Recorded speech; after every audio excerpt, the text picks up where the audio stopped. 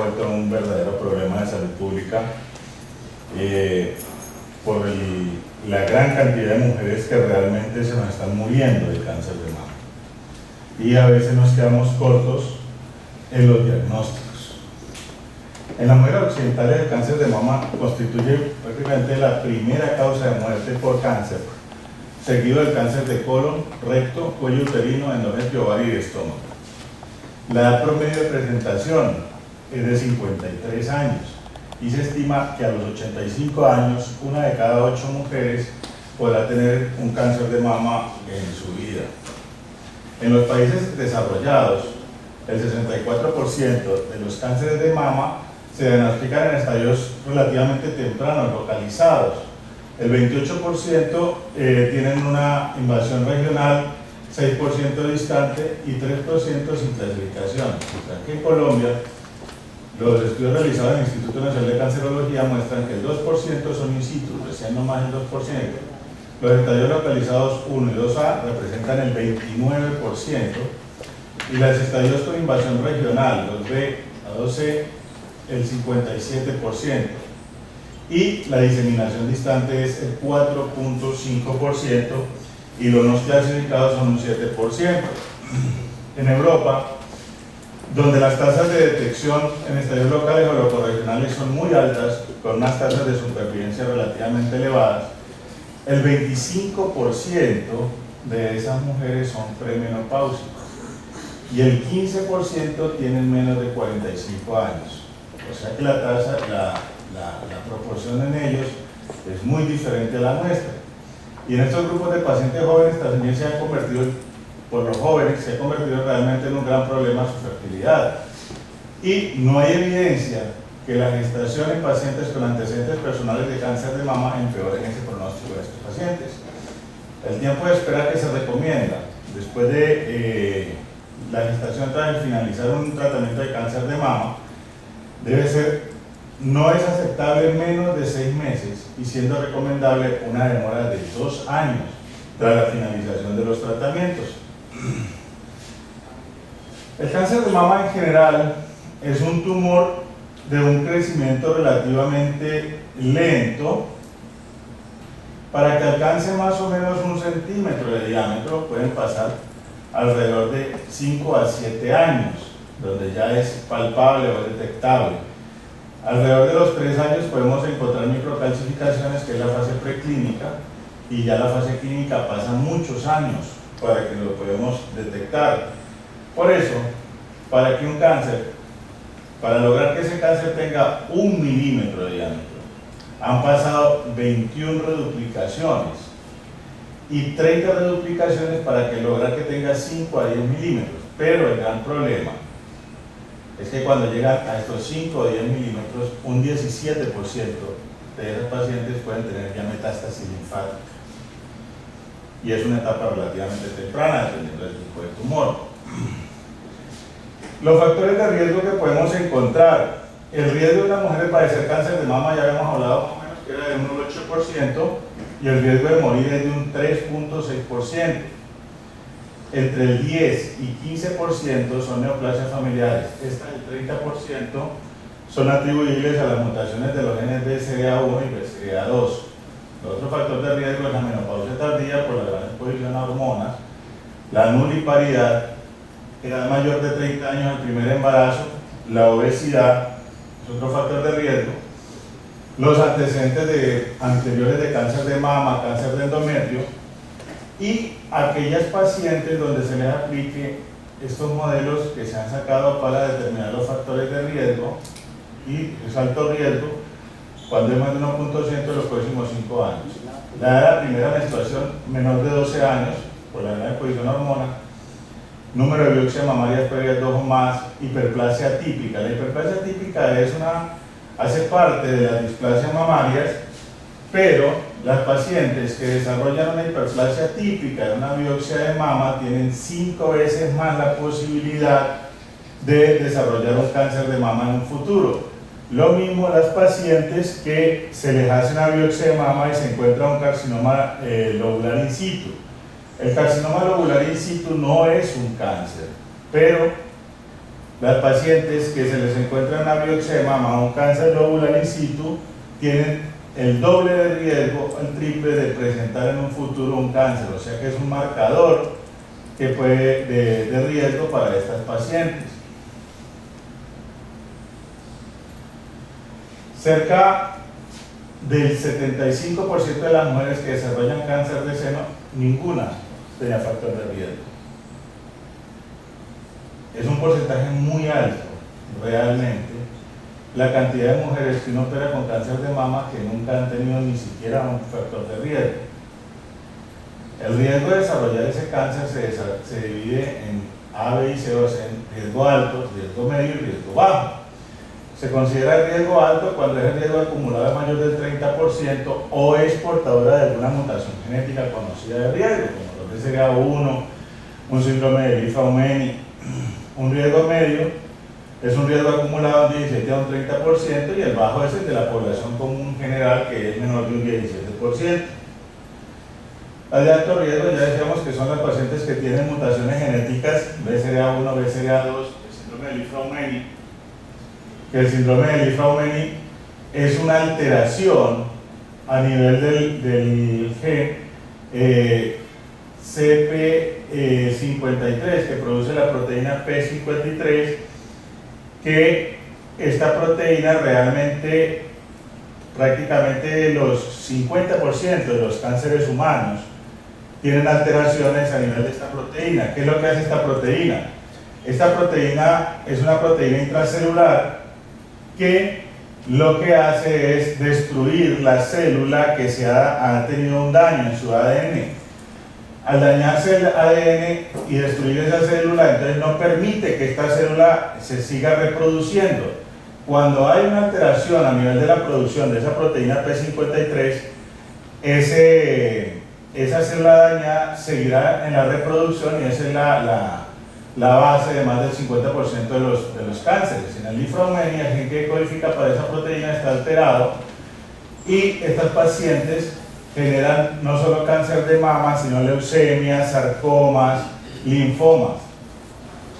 Otro grupo de alto riesgo son las mujeres con antecedentes familiares en primer grado de una mutación genética conocida, antecedentes de radioterapia sobre pared del tórax a una edad menor de 30 años, son aquellas pacientes, por ejemplo, que han sufrido linfomas y las han tenido que irradiar.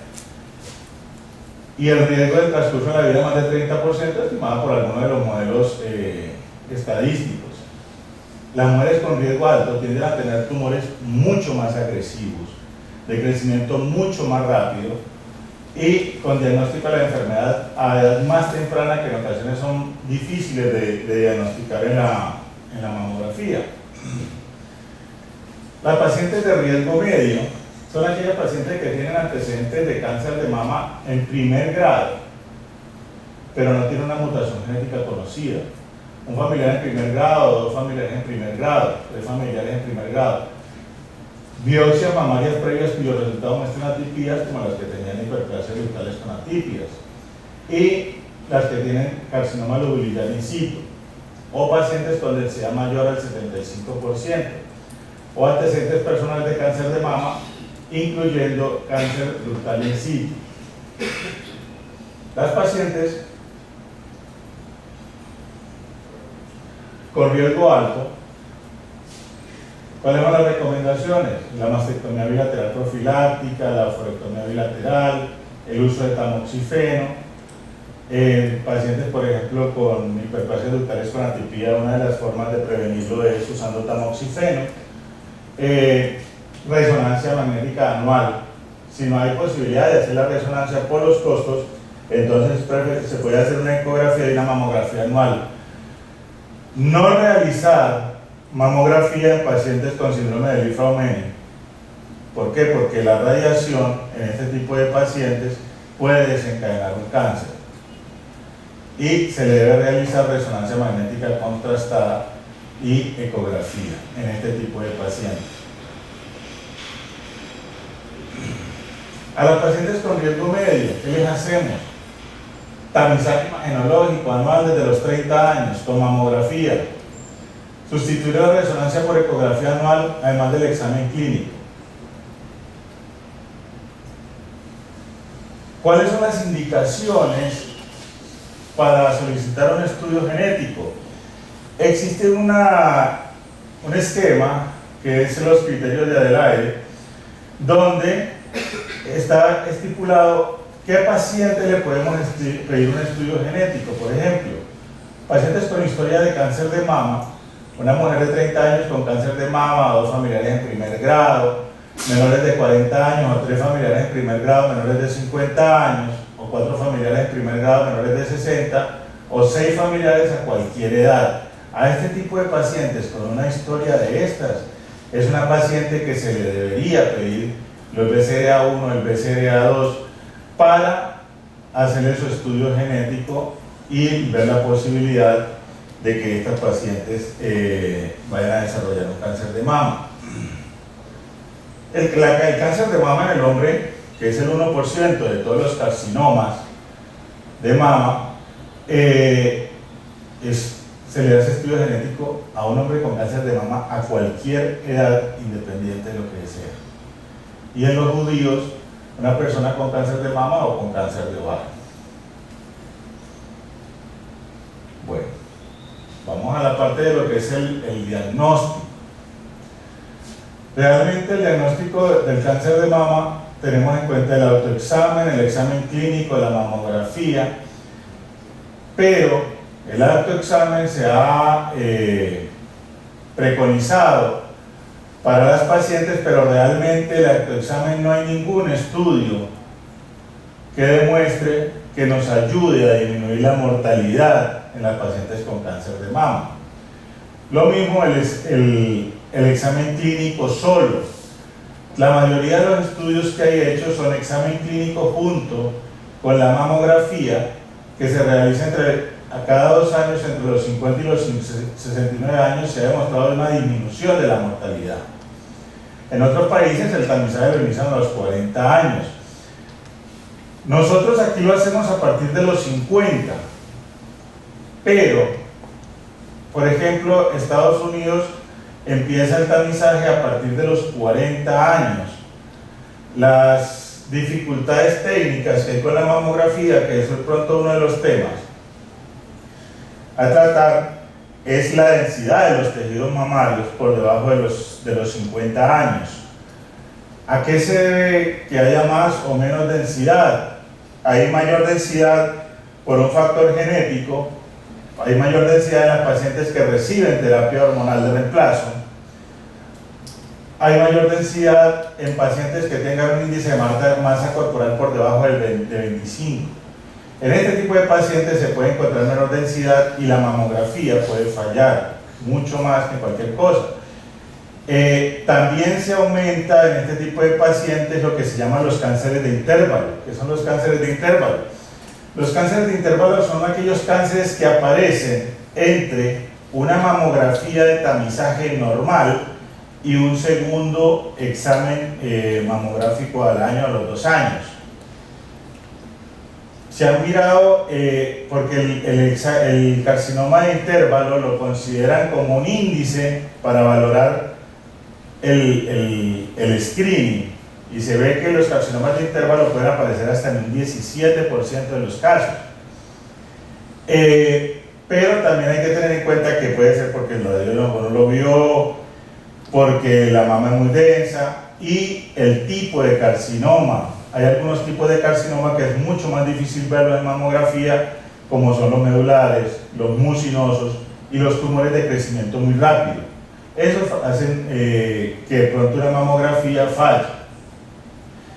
Existen las mamografías digitales y las mamografías analógicas. Las analógicas son las convencionales, que hoy en día se consideran que tienen igual rendimiento en el grupo mayor de 50 años. En el grupo por debajo de los 50 años, la mamografía digital tiene un poquito más de sensibilidad que la mamografía convencional de placa. Sabemos que son 2 proyecciones, una craneocaudal, una mediolateral. Existen algunas proyecciones adicionales como son los conos de compresión, la craneocaudal exagerada, la proyección de Clum para el estudio de mamas con prótesis, que son posiciones especiales de la mamografía. Hay un metaanálisis que compara la mamografía digital con la mamografía convencional en 82.573 mujeres. Es una proporción bastante importante. Y no hubo diferencia estadísticamente significativa en la detección de cáncer en los tipos de mamografía. Pero encuentran que las mujeres de menores de 50 años, la sensibilidad fue un poco más alta con la digital, pero la especificidad fue la misma o más alta con la mamografía convencional. Hay un sistema de clasificación, que es el sistema BIRATS.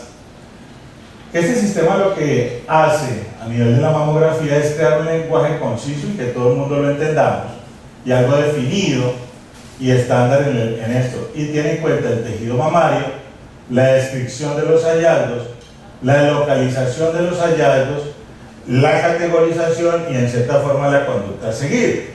Por ejemplo, una mamografía que se la informan a uno BIRAC 0 es una mamografía que tiene una valoración incompleta. ¿Por qué? Porque son mamas densas, son nódulos redondeados inespecíficos, no envió el estudio mamográfico previo. Entonces, todo paciente que tenga un BIRAC 0 requiere un estudio complementario siempre. Se le debe solicitar ecografía y cuando se tenga la ecografía, la mamografía se vuelve a recategorizar. Ya pasaría a ser un 1, que es un estudio negativo con una mama normal y no requiere estudios adicionales. O una mamografía BIRAC 2, donde existen lo que llaman los cambios benignos, que se aparecen las imágenes sospechosas de quistes, de lipomas, fibroadenomas, las cicatrices quirúrgicas previas, las calcificaciones puntiformes, los ganglios intramamarios que no tienen ninguna repercusión y las imágenes que se han categorizado previamente como probablemente benignas si están estables en el seguimiento. Entonces, esa paciente con un BIRAC 2 se puede hacer un control común y corriente. Las pacientes con BIRAC 3 son aquellas pacientes que tienen hallazgos probablemente benignos. Están las calcificaciones puntiformes, las asimetrías focales no palpables, los nódulos de densidad baja e intermedia, de contornos irregulares, y ese paciente debe hacérsele un seguimiento a corto tiempo, alrededor de unos 6 meses. Luego pasamos a la categoría 4, que ya son hallazgos sospechosos de anormalidad, y ya las subclasificamos en 4A, 4B y 4C. La 4A es cuando hay una baja sospecha de malignidad, solamente va a haber de un 2 a un 10%. Son los nódulos que son ovalados o lobulados y usualmente hacemos biopsias si son nódulos sólidos.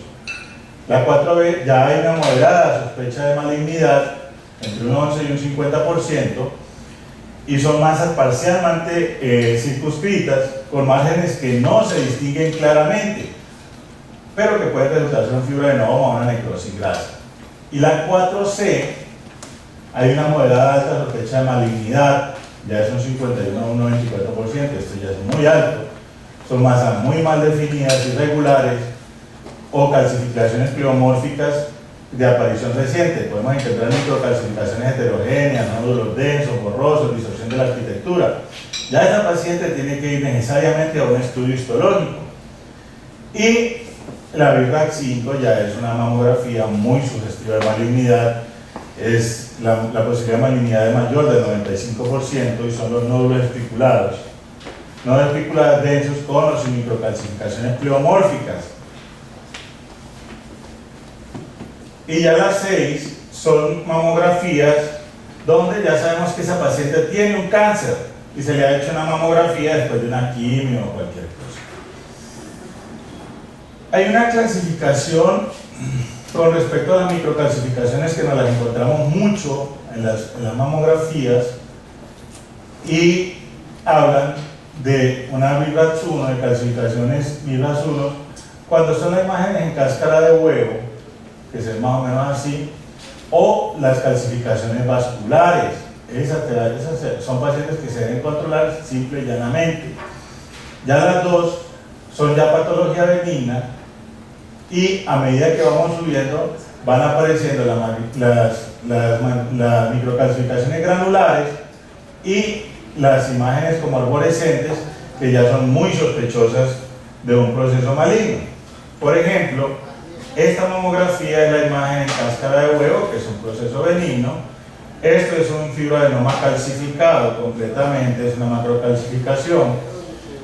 Aquí hay un área densa y en esta se encuentra una calcificación vascular. Estos son procesos completamente benignos que no requieren ningún estudio histológico. Ya estas son las tres donde vos ves la imagen densa, regular, pero no es muy clara. Y empiezan a aparecer imágenes como las microcalcificaciones, que son completamente atípicas, irregulares, una más grande, otra más pequeña, creando una imagen muy sospechosa de un carcinoma, o estas, que son ya las imágenes totalmente arborescentes de cáncer de mama. Esta paciente resultó un carcinoma ductal infiltrante. Cuando nos hablan de asimetrías en una mamografía, ¿cuándo son significativas las asimetrías? Cuando persisten a la compresión, se le pide una mamografía por compresión y esa imagen de asimetría persiste, o se asocia a algún hallazgo ecográfico o tiene alguna representación clínica. Esas son las categorías. Entonces, cuando tenemos una densidad focal asimétrica, pedimos la compresión localizada de esa zona asimétrica, que en este caso sería esta, y o una ecografía. Si esa zona de compresión, de asimetría, desaparece la compresión, es una mamografía BIRATS-1 que no tiene ninguna implicación y esto fue por puro tejido. Si persiste la imagen y se le hace una ecografía y es un quiste, es una BIRATS-2. Si persiste, pero el ultrasonido es negativo, es un BIRATS-3. Y vamos así hasta cuando las imágenes empiezan, que ustedes hacen la compresión y aparece el nódulo o la masa sospechosa. Por ejemplo, aquí tenemos la asimetría de esta paciente, desaparece. Aquí está, se le está haciendo la compresión a esa zona y esa paciente es una involución del tejido. Pero tenemos esta, donde hay una asimetría, le pedimos la compresión y aparece esta imagen. Esta imagen es muy de un carcinoma de mama. Es una imagen totalmente como medusa, asimétrica, bordes irregulares. Eso es una paciente con un cáncer de mama. La utilidad de la ecografía en la patología mamaria es un complemento, tanto para la mamografía BIRATS-0 como para definir si una lesión es sólida o una lesión es quística. En pacientes con cáncer de mama, con axila negativa, es importante hacer la ecografía. ¿Por qué? Porque el examen físico, hasta en un 65% de la paciente con cáncer de mama, la axila puede clínicamente ser negativa. Y si se le hace una ecografía y aparece una imagen, aparece un ganglio, ese ganglio debe ser biopsiado por un BACAF para detectar si esos ganglios están comprometidos. ¿Esto qué nos ha permitido? Que las pacientes con axila negativa se les hace BACAF guiado por eco y permite evitar hasta el 8 hasta el 26% de los ganglios centinelas. Algunos de esos ganglios han salido positivos y directamente van a vaciamiento, ¿sí? E incrementa la disección axilar cuando hay ganglios con metástasis. ¿Cómo nos informan las ecografías? De acuerdo a la ecogenicidad, de acuerdo a la forma, de acuerdo al eje, de acuerdo a los márgenes. Se dan anecoicas, hiperecoicas, imágenes redondeadas, ovaladas, irregulares. Esto es un punto muy importante. El eje, generalmente las lesiones benignas, el eje mayor es paralelo a la piel, mientras que las lesiones malignas, el eje perpendicular es el mayor. Y los bordes son espiculados en algunos, en los carcinomas microlobulados. Pero la ecografía para detección de cáncer de mama sola no es muy fidedigna. Entonces, aquí están las características de los nódulos desde el punto de vista ecográfico. Lo que hablábamos ahora, paralelo a la piel, es un nódulo generalmente benigno, El nódulo perpendicular en la ecografía, ojo que es un nódulo altamente sospechoso de malignidad. El Doppler también nos puede ayudar a permitir ver las imágenes donde la circulación está alrededor, mientras que las lesiones infiltrantes se mete la vasculatura dentro de la lesión. Bueno, hablamos ahora un poco de la resonancia. Que la resonancia, ¿cuáles son las indicaciones realmente de la resonancia de lo que nos está sirviendo en este momento? En el carcinoma in situ, cuando existe una discrepancia, el carcinoma in situ es el que no está invadiendo, está en la luz de los túbulos y no está invadiendo. Cuando existe una discrepancia en la extensión de la enfermedad por el examen clínico, por la evaluación mamográfica y la ecografía para planear así el tratamiento. Ahí tiene mucha utilidad la resonancia. Y cuando existe un aumento de la densidad mamaria que no permite que los hallazgos mamográficos descarten una enfermedad multicéntrica o una enfermedad bilateral. También hablamos en los pacientes de síndrome de Lisa-Meni por el hecho de la radiación. Y patología benigna, pacientes con prótesis mamaria o complicaciones de las mismas, se sospecha una ruptura, la resonancia tiene muy buena utilidad en eso. ¿Qué otra cosa utilizamos para el diagnóstico? La biopsia de mama. Eso es fundamental. Toda masa sólida debe ser siempre biopsiada. Así las imágenes sugieran benignidad, ya sea la paciente joven o se presuma que no hay factores de riesgo para cáncer de mama. Hace 2 semanas me llegó una paciente, 28 años, bióloga, con un presunto fibroadenoma hacía 2 años y ahora tiene un cáncer de mama con metástasis axilares. 28 años. Entonces, lesión sólida de mama, biopsia. ¿Qué tipo de biopsia hacemos? Aspirativas. La indicación son lesiones sospechosas que sean de benignidad, lesiones de tipo quístico y lesiones que estén adyacentes a estructuras vitales. Tiene una sensibilidad del 65 o 98%, una especificidad de un 34 o un 100%. Y las biopsias con aguja gruesa. La indicación son las lesiones sólidas, aquellas en que sospechemos cáncer de mama. Es la biopsia estándar en el estudio patológico de mama y su valor predictivo positivo es del 99%, pero un 7% de esos especímenes nos pueden salir inadecuados, no están insuficientes, no se ve buen material. Y el valor predictivo de las lesiones sospechosas es de un 100%. Las biopsias quirúrgicas, que ya se han dejado de hacer un poco, las incisionales y las excisionales, y los estudios complementarios en la paciente con cáncer de mama.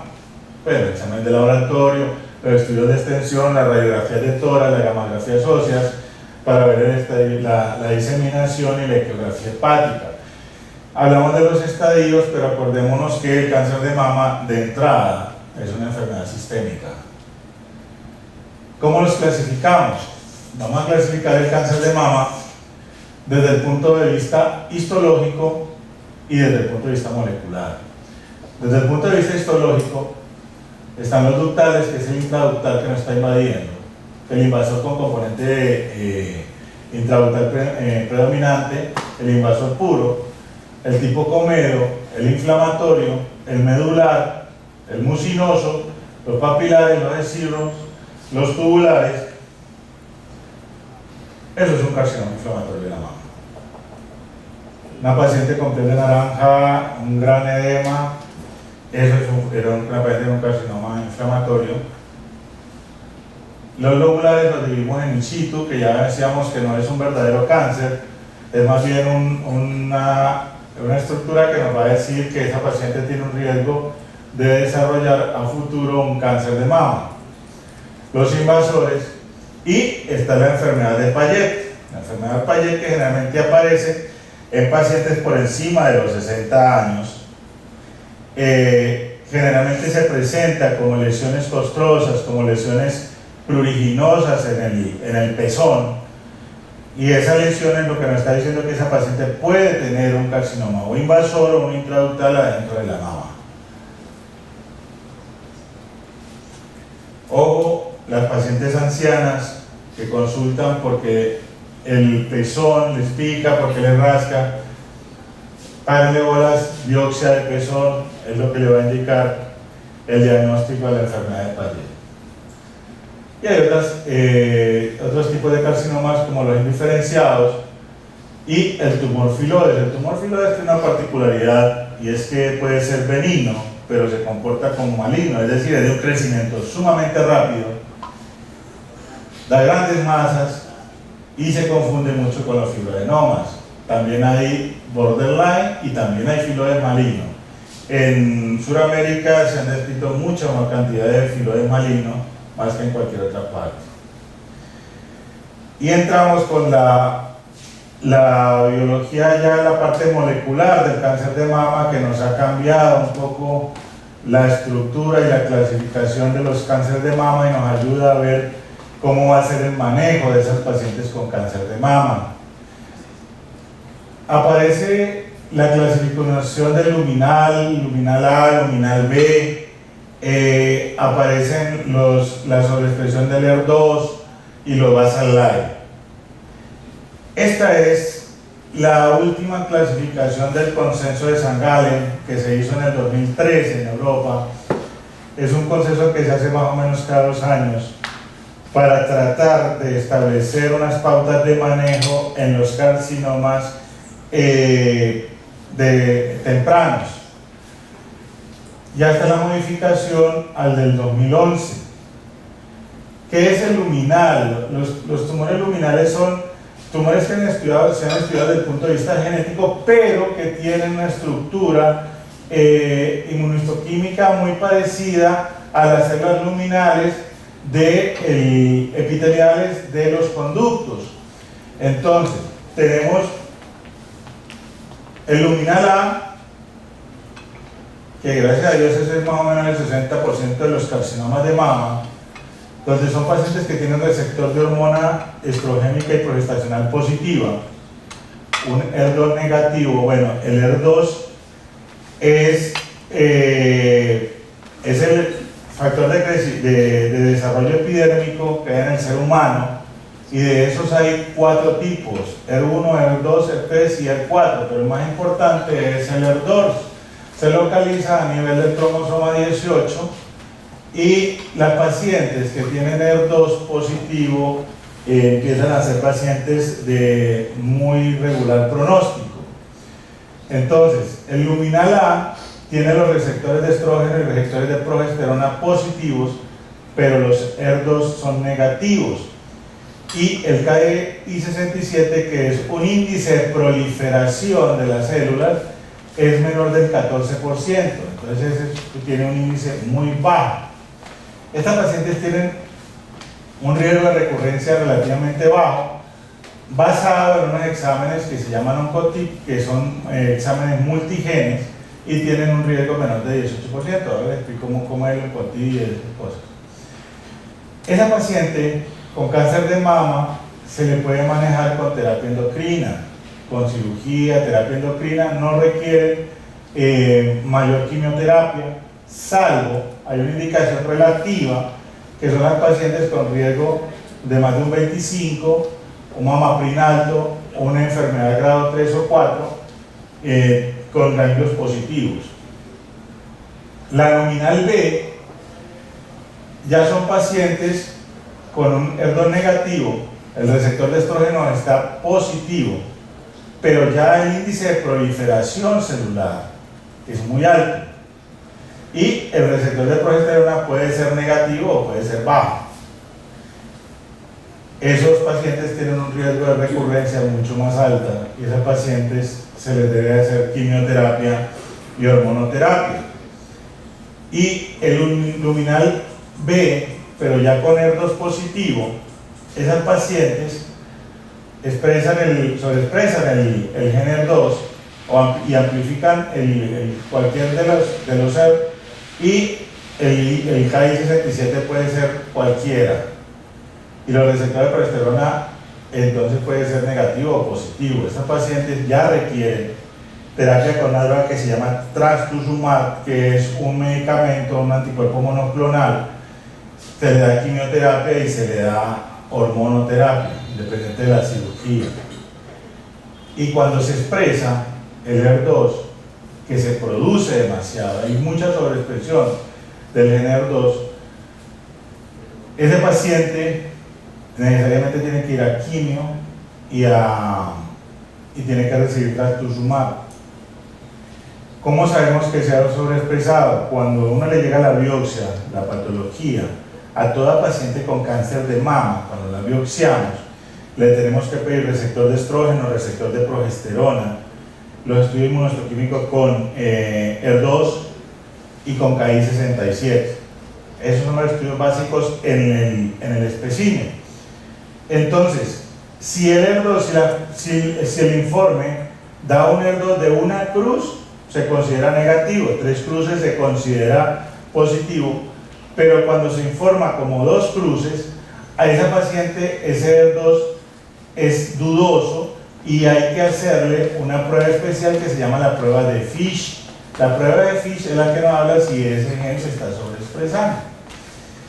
Y el último tipo es el basal light o triple negativo, que tiene todos los receptores O negativos, el HER2 es negativo, para dar quimioterapia, pero el pronóstico es relativamente malo.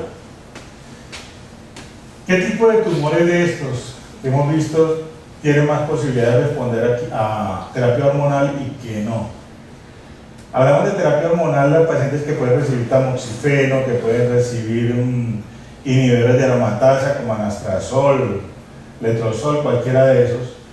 Entonces, los que más responden a las terapias hormonales son los cribriformes, los tubulares y los mucinosos. No responden los apocrinos, los medulares, los adenoides quísticos y los tumores metaplásicos. El adenoide quístico puede requerir incluso quimioterapia adyuvante si los ganglios son negativos. Para mirar lo que estamos viendo allá con los marcadores en la parte de la clasificación genética del cáncer de mama, por así decirlo, molecular, hay unas pruebas que se hacen con genes, como son el MamaPrint, que es una prueba que se hace con 70 genes, y eso es lo que hace, clasificar el riesgo de metástasis a distancia de ese tipo de cáncer. Aquí ahora lo usamos en mujeres menores de 61 años con un cáncer de mama, que tengan ganglios linfáticos negativos, que tengan menos de 5 centímetros y puede tener receptor hormonal negativo o positivo. ¿Cómo se informa? A pacientes con MamaPrint de bajo riesgo, la posibilidad del 13% de metástasis a distancia a 10 años sin un tratamiento adyuvante. Alto riesgo tiene una posibilidad de un 56% de desarrollar metástasis a distancia de 10 años. Son factores pronósticos independientes, significativos aún más fuertes que otros criterios clínicos y patológicos para tiempo libre de metástasis y como supervivencia global. El otro estudio es el ONCOTIP, que ese maneja 16 genes relacionados con el cáncer y 5 genes de referencia, y mide la categoría de las tasas de recurrencia y se informan como de bajo riesgo cuando la posibilidad es menor de 18%, intermedio de 18 a 30 y alto del 31%. Una paciente con un riesgo bajo tiene menos de 12% de hacer una metástasis a distancia, pero de alto riesgo, con un COTIP positivo de alto riesgo, tiene la posibilidad hasta de un 33% de hacer la metástasis. Bueno, vamos a hablar del ganglio centinela, porque realmente la tendencia hoy es hacer menos vaciamientos axilares, disminuir la posibilidad de vaciamientos axilares en la mama. ¿Cuáles son las indicaciones? ¿Qué es el ganglio centinela? El ganglio centinela realmente es el primer ganglio donde drena el tumor, la mama. El primer ganglio donde drena la mama ya puede ser en axila o un mamario interno. Entonces, ¿qué es lo que hacemos? Marcamos alrededor del tumor con colorantes y con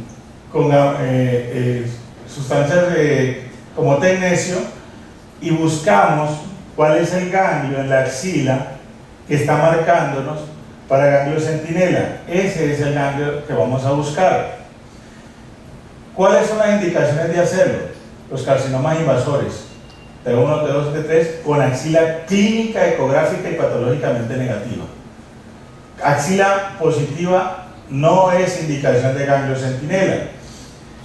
Masa palpable, carcinoma de alto grado histológico, tamaño tumoral igual o mayor a 3 centímetros y paciente llevada a esa mastectomía. ¿Sí?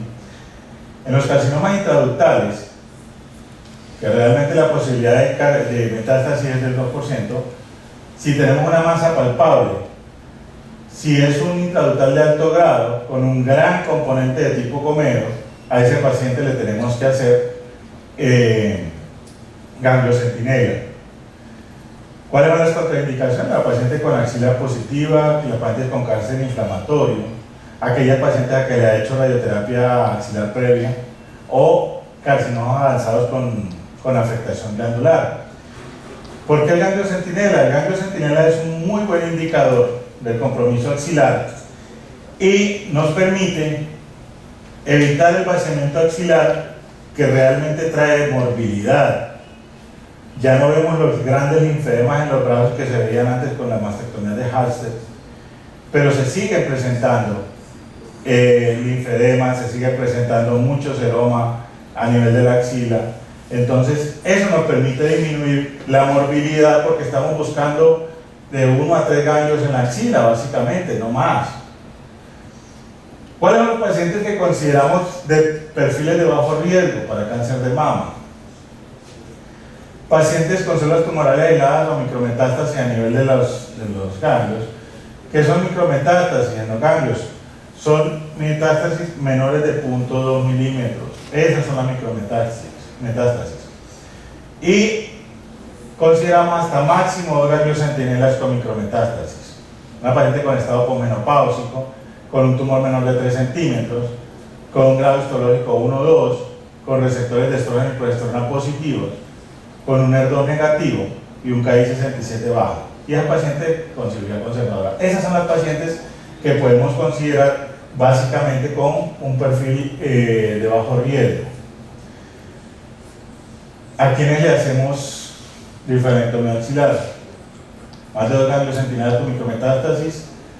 Y hay una técnica que no existe en nuestro medio, pero que va a aparecer y ya está en Europa, que es la técnica OSNA, donde ya no se habla de micro o macrometástasis, sino de carga tumoral. Ya empezamos a hablar de carga tumoral a nivel de los ganglios, y una carga tumoral mayor de 15.000 copias es una indicación de hacer la linfadenectomía axilar. La cirugía conservadora ha evolucionado a lo largo de los años, desde que los italianos empezaron a promover la famosa cuadrantectomía hasta nuestros días, y en el último consenso de Sangare del 2013 ya empezaron a hablar una serie de cosas que empiezan a revolucionar eso incluso ahora. ¿Cuál es lo más importante para hacer una cirugía conservadora? La relación del volumen de la mama con respecto al volumen del tumor. Si la mama da un buen resultado estético sacando el tumor, se le hace la cirugía conservadora, pero si es una mama pequeña con un tumor grande y no le saca el tumor y va a quedar eso peor, entonces es mejor hacer una mastectomía y hacerle una reconstrucción, puede ser inmediata. ¿Sí? ¿Cuáles son las contraindicaciones absolutas? Márgenes comprometidos con cáncer invasor o in situ después de resecciones repetidas. Y las relativas, que estas son las que son nuevas, son pacientes menores de 35 años, área de microcalcificaciones extensas, donde la presencia malignidad no puede ser excluida sin completar la excisión, en la enfermedad multicéntrica o en el tumor localizado cerca del pezón. Hay que aclarar dos cosas, que es multicentricidad en cáncer de mama y multifocalidad. Un carcinoma multifocal es un carcinoma que tiene varias áreas dentro de un mismo cuadrante, y el multicéntrico se extiende en varios sitios de la mama. es una paciente nuestra con un cáncer agudo. Es para que hagamos la comparación. La paciente de allá es una mastitis granulomatosa, es una mastitis, una paciente no lactante, que nos muestra una imagen ulcerada que a cualquiera le puede asustar y le puede hacer pensar en un cáncer. Pero eso era una mastitis granulomatosa que, a diferencia de lo que podemos pensar, antibióticos, todas esas cosas, esa paciente mejora realmente con corticoides. Un tema que nos interesa sobre todo como ginecólogos es el cáncer de mama y el embarazo. ¿Cuándo consideramos un cáncer de mama durante la gestación? Es aquel que diagnostica una mujer gestante o tras el primer año después del parto. Hasta un año después del parto se puede considerar un cáncer de mama durante la gestación. ¿Cómo hacemos el diagnóstico? Igual, ecografía a cualquier trimestre y biopsia de Throughput. Si se requiere mamografía, se debe colocar protección abdominal. La resonancia con gadolinio no se es recomendable porque se encuentra en el grupo C de medicamentos de la FDA y durante la lactancia se puede utilizar cualquier método diagnóstico. Sospecha de metástasis, entonces que le pedimos gamografía ósea, TAT, resonancia sin gadolinio pasado el primer trimestre y durante la lactancia todos los métodos de extracción. Si se utilizan radiofármacos se debe suspender la lactancia por 24 a 36 horas.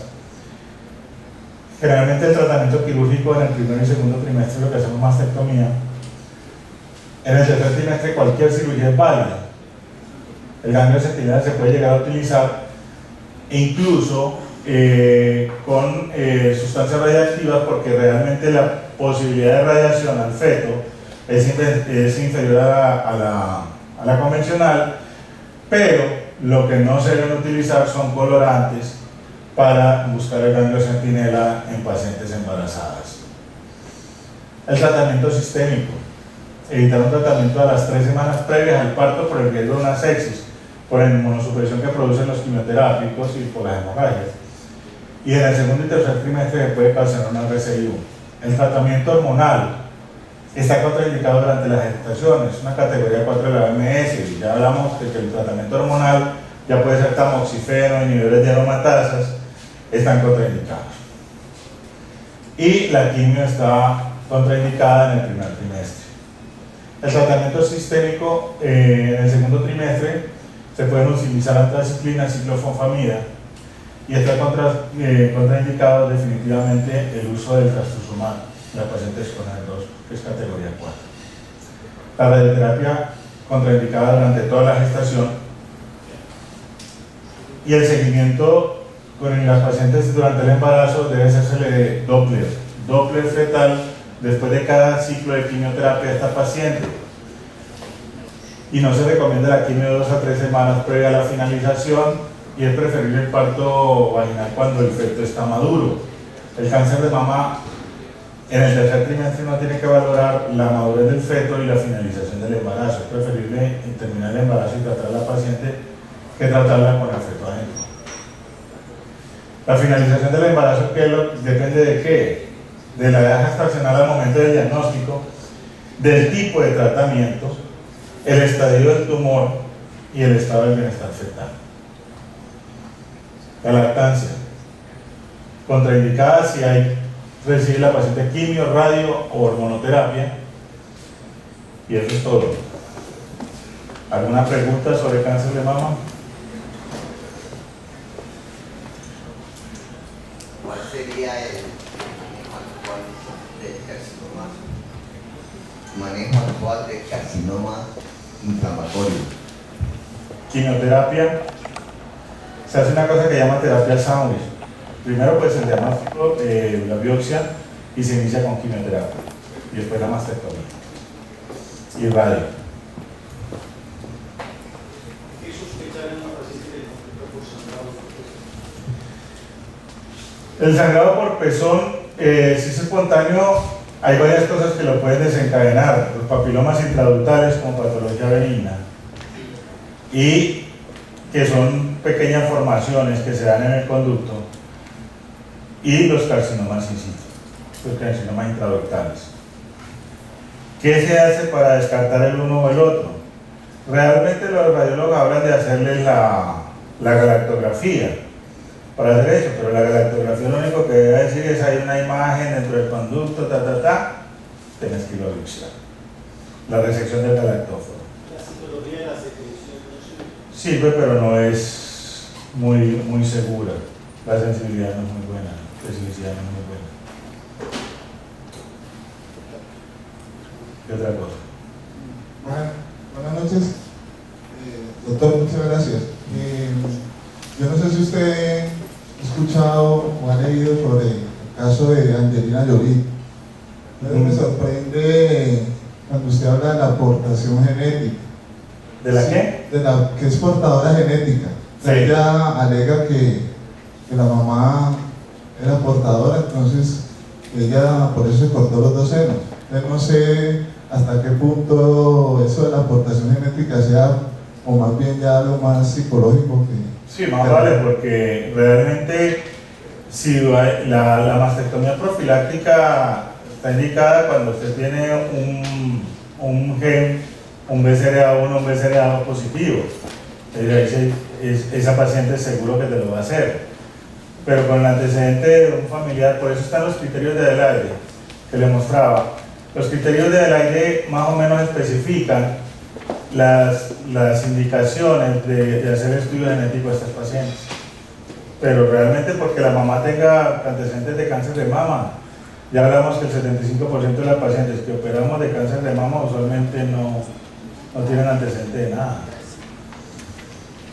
Buenas noches, doctor Rodríguez, muchas gracias por la charla, muy precisa, muy clara. 2 preguntas. La primera, el síndrome de Li-Fraumeni, ¿hay alguna característica fenotípica que uno le permita sospechar que en esa paciente pudiera ser y de pronto cambiar la forma de, por ejemplo, de exámenes con mamografía? Esa es la primera. Y la segunda es sobre, a raíz pues, del aumento en el uso de prótesis mamarias, el tamizaje como tal cambiaría desde la forma que se está haciendo actualmente para la mujer que no tiene prótesis. No, realmente el tamizaje lo que tenemos básicamente es, incluso está la técnica de Klum, que es un rechazo que pueden hacer, que casi nunca lo hacen los radiólogos, pero se podría usar para que el tejido mamario se desplazara y se pudiera ver un poco mejor, que la mayoría de las veces tenemos que complementarla con ecografía o resonancia. Con respecto al síndrome de Li-Fraumeni, generalmente son pacientes que se sospechan en pacientes que por debajo de los 40 años desarrollan sarcomas, que es lo que casi siempre desarrollan primero. Esos son los que más desarrollan sarcomas, leucemias, linfomas. Ese es el síndrome de Li-Fraumeni. Asociación de fibroadenoma mamario con cáncer. Muy baja. Yo he visto uno solo en mi vida, una muchacha de 18 años, fibroadenoma por biopsia, pero uno de los fragmentos era un carcinoma. Eso, pero realmente es muy... ¿Independiente del tamaño del fibroadenoma? No, independiente del tamaño. Lo que pasa es que en las mujeres jóvenes hay unos que se llaman fibroadenomas juveniles gigantes, que son benignos, pero hay que hacer diagnóstico diferencial con el tumor filoide de la mama, que son tumores totalmente diferentes. El fibroadenoma es benigno puro, el filoide puede ser benigno, puede ser borderline o puede ser maligno.